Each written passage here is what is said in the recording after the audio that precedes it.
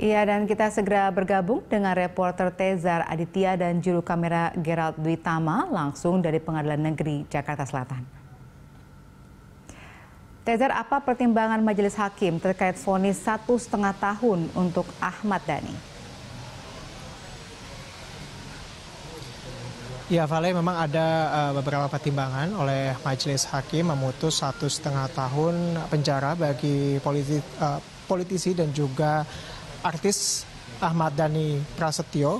Ada pertimbangan yang memberatkan. Menurut majelis hakim, memang perbuatan terdakwa ini secara sah dan meyakinkan dapat menimbulkan keresahan dalam masyarakat dan juga berpotensi untuk memecah belah golongan.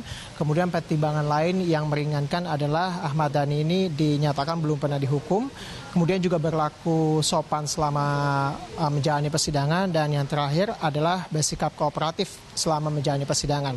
Majelis hakim yang diketuai oleh Hakim Ratmoho ini memang menilai sebelumnya bahwa Ahmad Dhani secara terbukti sah dan juga meyakinkan untuk memerintahkan untuk menyebarkan informasi yang dapat menimbulkan kebencian kepada personal maupun berpotensi menimbulkan kebencian terhadap kelompok berdasarkan SARA. Yang kemudian dari dasar itulah hakim memutuskan penjara 1,5 tahun. Artinya putusan ini lebih ringan dibandingkan tuntutan jaksa yang menuntut Ahmad Dhani ini 2 tahun kurungan penjara. Dan selain itu juga hakim tadi menilai dalam persidangan vonis ini sudah mencukupi begitu alasan untuk Ahmad Dhani langsung ditahan. Dan berikut kita dengarkan, Vale, ini merupakan cuplikan dari hakim yang tadi membacakan vonis Ahmad Dhani. Baik, Vale, memang sebelumnya kasus ini sudah bergulir sejak Juli 2017, di mana saat Ahmad Dhani ini dilaporkan oleh Jack Boy atas cuitannya di Maret 2017, yang kemudian Jack ini melaporkan kepada pihak kepolisian, dan memang sidang sendiri sudah bergulir sejak April 2018 dan hari ini sudah divonis. JPU ini mendakwa bahwa Ahmad Dhani atau Dhani Ahmad ini dengan pasal 45A ayat 2 jungto pasal 28 ayat 2 Undang-Undang nomor 19 tahun 2016 tentang informasi dan transaksi elektronik atau ITE, yang memang sebenarnya maksimal ancamannya sendiri mencapai lebih dari 5 tahun, tapi dari jaksa penuntut umum sendiri hanya menuntut Ahmad Dhani ini dengan tuntutan 2 tahun, dan kemudian hakim memvonis Ahmad Dhani ini lebih ringan dari tuntutan, yakni 2 tahun. Demikian, Vale. Iya, Tezar, lalu apa tanggapan dari pihak Ahmad Dhani tentang vonis untuk dirinya?